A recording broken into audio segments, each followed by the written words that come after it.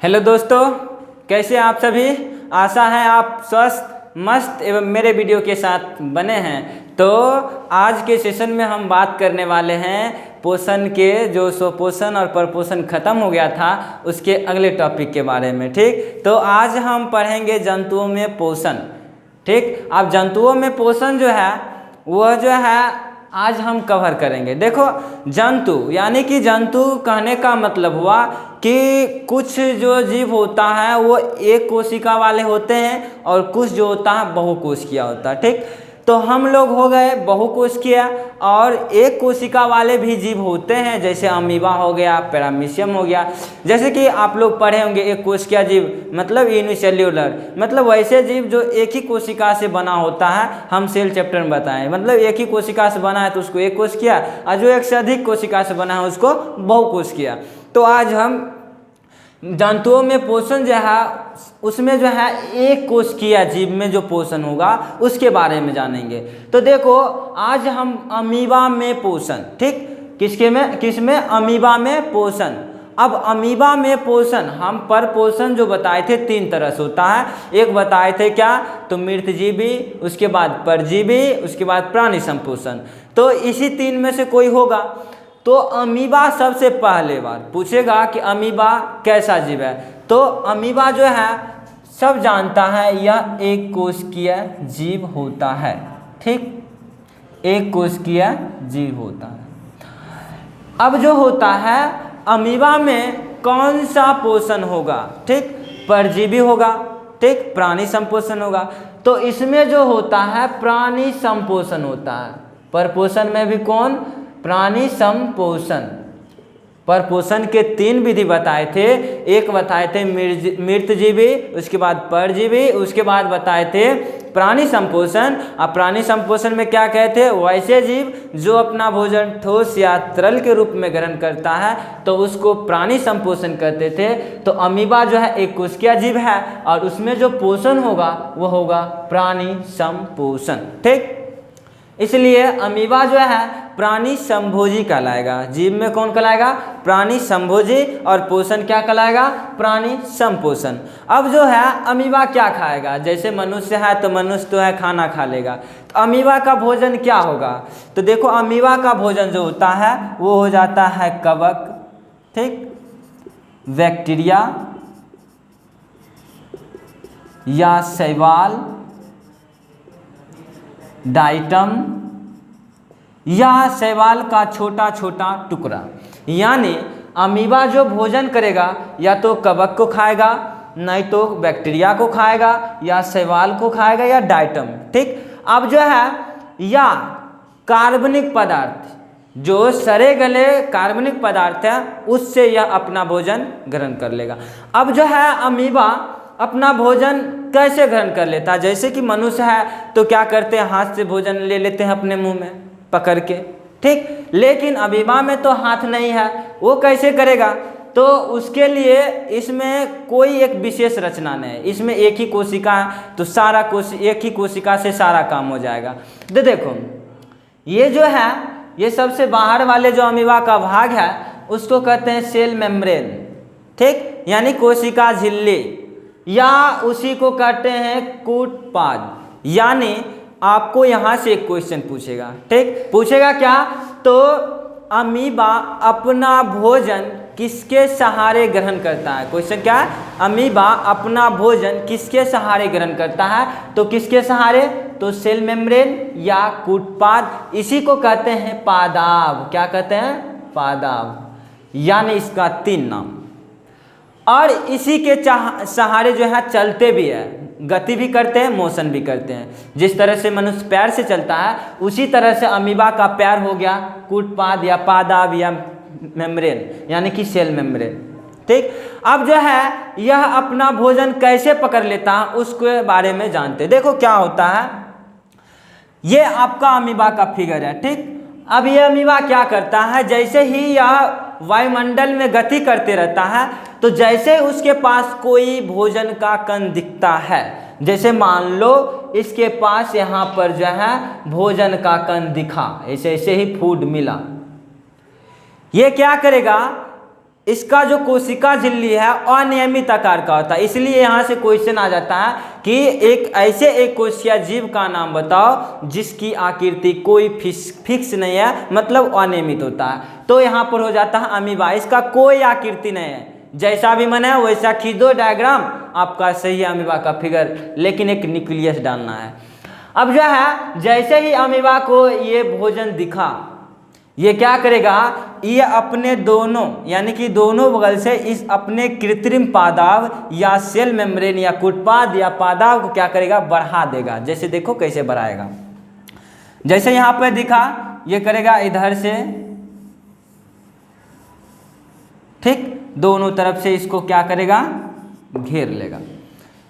यहाँ पर देखो जैसे ही दिखा, ये दोनों बगल का जो कुटपाद है, पादाव है, ये क्या करेगा, उसको घेर लेगा, ठीक, उसको चारों तरफ से घेर लेगा।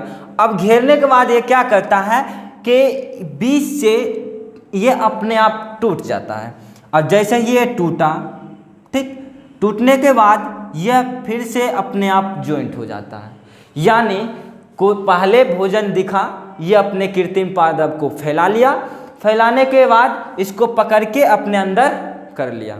जैसे ही अंदर जाएगा एक स्थान बनेगा, कोई तो स्थान होगा भोजन रखने वाले, ठीक, तो वो स्थान को कहते हैं भोजन रसधानी। क्या कहते हैं, भोजन रसधानी। जैसे ही भोजन ग्रहण किया तो उसको रखने के लिए कुछ चाहिए, तो वो क्या करेगा, अपने अंदर एक थैलेनुमा रचना बनाएगा जिसको कहेंगे भोजन रसधानी। यानी कि भोजन को रखने वाले जो जगह है उसको बोलेंगे भोजन रसधानी। अब इस भोजन रसधानी में बहुत सारे एंजाइम होता है, ठीक, बहुत सारे एंजाइम होता है। अब ये भोजन इसके अंदर गया, यह अपना जो भोजन रसधानी है, रस मतलब क्या, एंजाइम, इसमें एंजाइम है, वो क्या करेगा, इस भोजन को पाचित करेगा, यानी कि उसको छोटे छोटे टुकड़ों में बांट देगा। अब ये बांटने के बाद क्या करेगा, तो अमीबा में जो उपयुक्त पदार्थ है, जो उसको चाहिए, उस पदार्थ को पूरे शरीर में यह भेज देगा, ठीक, यहाँ से भोजन रसधानी से क्या करेगा, पूरे शरीर में भोजन को भेज देगा।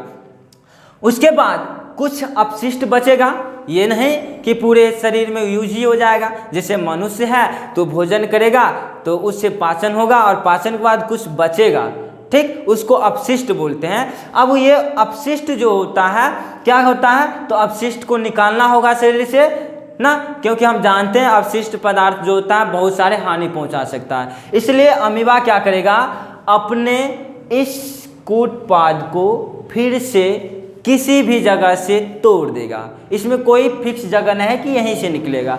यह मान लो यहाँ तोड़ सकता है, यहाँ तोड़ सकता है, यहाँ तोड़ सकता है, यहाँ तोड़ सकता है, मतलब ये अपने शरीर के किसी भाग को क्या करेगा, तोड़ के, और वहाँ से जो अपशिष्ट पदार्थ है उसको बाहर कर देगा, ठीक। तो ये बाहर कर दिया, तो इस तरह से अमीबा में पोषण होता है। तो ये कितने चरण में पूरा हो गया, तो देखो ये 3 चरण में पूरा हुआ। कैसे, तो पहले भोजन को क्या किया, अंतर्ग्रहण, अंतर्ग्रहण, यानी कि पहले क्या दिखा, भोजन दिखा, भोजन को पकड़ लिया तो उसको बोले अंतर्ग्रहण, ठीक। उसके बाद क्या हुआ कि भोजन जैसे ही अंदर गया, भोजन रसधानी बना, उसको पाचित किया, तो दूसरा स्टेप में क्या हुआ, पाचन की क्रिया हुआ, ठीक। दूसरा स्टेप में क्या हुआ, पाचन क्रिया। अब जब पच गया, अपशिष्ट बचा, तो उसको निकालना भी है, तो उसको निकाल भी दिया अमीबा, ठीक। कहाँ से, तो यहाँ से, इस स्थान से, कहीं पर से भी। तो तीसरा स्टेप क्या हो गया, निष्क्रमण या निष्कासन, ठीक। निष्कासन का मतलब क्या हुआ, शरीर से बाहर निकालना।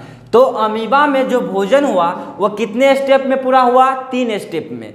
एक हुआ अंतर्ग्रहण, भोजन को लिया, उसके बाद उसका पाचन हुआ, उसके बाद निष्कासन कर दिया, ठीक। ये 3 स्टेप में जो होता है पाचन की क्रिया पूर्ण हो जाती है। लेकिन मनुष्य में ये जो स्टेप है वो बढ़ जाता है, वो 5 चरण में होता है, ठीक। वो 5 चरण के बारे में हम जब जंतु में पोषण यानी मनुष्य में पोषण पढ़ाएंगे तो उसमें 5 स्टेप बताएंगे।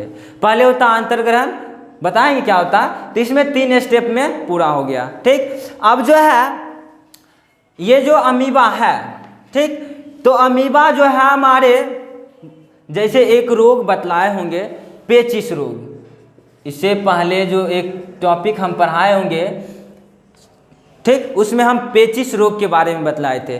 तो पेचिश रोग किसके कारण होता है? एंट अमीबा हिस्टोलिटिका, हिस्टोलिटिका, यानी ये भी एक प्रकार की क्या है? अमीबा है। और वो अमीबा कहाँ पाया जाता है? तो मनुष्य के आंत में पाई जाती है। और मनुष्य के आंत में 6 तरह का जो होता है, 6 प्रकार की जो होता है, ये अमीबा पाया जाता है। तो उसमें से एक के बारे में हम लोग बतलाए थे क्या? पेचिश रोग के बारे में। तो पेचिश रोग किसके कारण होता है? एंट अमीबा हिस्टोलिटिका के कारण होता है। और जो कि ये आपको क्वेश्चन जरूर पूछेगा। अब पेचिश रोग में होता क्या? पेट दर्द करने लगता है, ठीक, उसमें पेट में मरोड़ आ जाता है, बार बार उल्टी करने का मन होता है, बार बार पतला पैखाना होता है, उसको बोलते हैं पेचिश रोग, ठीक है। तो ये अमीबा के बारे में जान गए। यहाँ से जो ऑब्जेक्टिव बनता है वह एक ऑब्जेक्टिव 2 फिक्स ही रहता है, क्या? तो अमीबा किसके सहारे भोजन ग्रहण करता है? तो किसके सहारे? कूटपाद या पादाव के द्वारा, ठीक। यह उसके बाद इसमें कितने चरण में पूरा होता है? 3 चरण, अंतर्ग्रहण, पाचन, निष्क्रमण। उसके बाद अमीबा जैसे ही भोजन ग्रहण करता है तो क्या बनाता है? फूड रिजर्व, यानी कि भोजन राजधानी, फूड वैक्यूल्स, भोजन राजधानी। ये हो गया अमीबा के बारे में। और एक अमीबा कैसा जीव है? एक कोशिकीय जीव है। तो ये हो गया अमीबा के बारे में। अब इसी तरह से हम जो है पढ़ेंगे पैरामीशियम, जो कि एक कोशिकीय जीव है। अब इसमें पढ़ेंगे कि पोषण कैसे होता है, ठीक। तो पैरामीशियम में भी पहला पॉइंट क्या बनेगा? यह जो है एक कोशिकीय जीव है। क्या है? एक कोशिकीय जीव है। उसके बाद दूसरा पॉइंट बनेगा कि यह भोजन किस विधि से करेगा? तो यह जो होता है प्राणी संपोषण के द्वारा करेगा, ठीक, प्राणी संपोषण। उसके बाद प्राणी संपोषण विधि हुआ तो यह जीव क्या कहलाएगा? यह पैरामीशियम क्या कहलाएगा? तो प्राणी संभोजी, ठीक, प्राणी संभोजी। उसके बाद ये जो है अपना भोजन ग्रहण कैसे करता है या चलता कैसे है, उसके बारे में बात करते हैं। देखो ये आपका फिगर है किसका? ये पैरामीशियम का फिगर है। अब ये दिखने से कैसा दिख रहा है? इसका आकृति कैसा है? ये लगता है कि चप्पल है, यानी कि पैर में जो हम चप्पल पहनते हैं जस्ट उसी के जैसा ये दिखता है। इसलिए पैरामीशियम की जो आकृति होता है वह चप्पल के समान होता है। कैसा होता है? चप्पल, चप्पल के समान होता है। अब जो होता है यहाँ से आपको क्वेश्चन पूछेगा कि ये जो पैरामीशियम है ये कैसे गति करता है, कैसे चलता है? तो देखो इसके बाहर वाले ये भाग है सिलिया। क्या है? सिलिया। अब सिलिया कहेंगे किसको? तो देखो इसके शरीर पर एक क्या है? बालनुमा संरचना है, रोए क्या है? संरचना है। इस बालनुमा संरचना या रोए जो संरचना है इसको बोलते हैं सिलिया। अब यहाँ से क्वेश्चन पूछेगा सिलिया का काम क्या है, यानी कि सिलिया क्या करता है? तो सिलिया का काम है गति प्रदान करना, जंतु को एक स्थान से दूसरे स्थान तक जाना, ठीक। तो ये हो गया सिलिया। अब यहाँ पर एक चीज दिख रहा है कोशिका मुख। क्या है? कोशिका मुख। अब ये कोशिका मुख होता क्या है? तो देखो मनुष्य में क्या होता है? भोजन करने के लिए एक मुख होता है, एक निश्चित फिक्स स्थान है कि वह भोजन मुख से ही करेगा।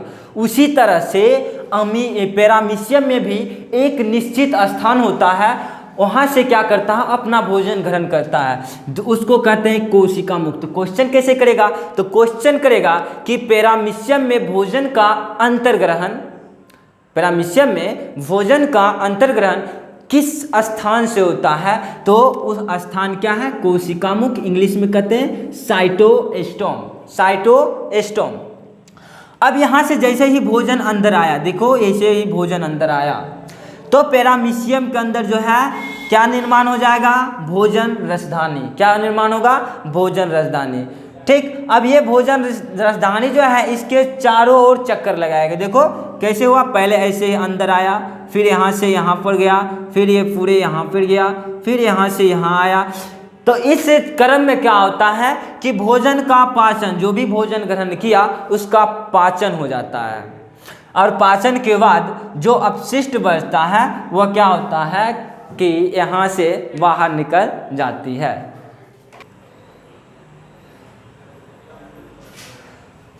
जैसे ये घुमाते ये क्या होता है कि इसके क्रम में भोजन का पाचन हो गया, और पाचन के बाद जो है यहाँ पर ये क्या होता है कि यह एक स्थान से क्या होता है, ये फिक्स स्थान होता है, और उस फिक्स स्थान से क्या होता है, यह अपशिष्ट पदार्थ जो बच गया पाचन के बाद वो क्या करेगा, यहाँ से निकाल देगा। तो इसको कहते हैं निष्क्रमण। इसमें भी 3 स्टेप है, भोजन का अंतर्ग्रहण हुआ, पाचन हुआ, निष्क्रमण।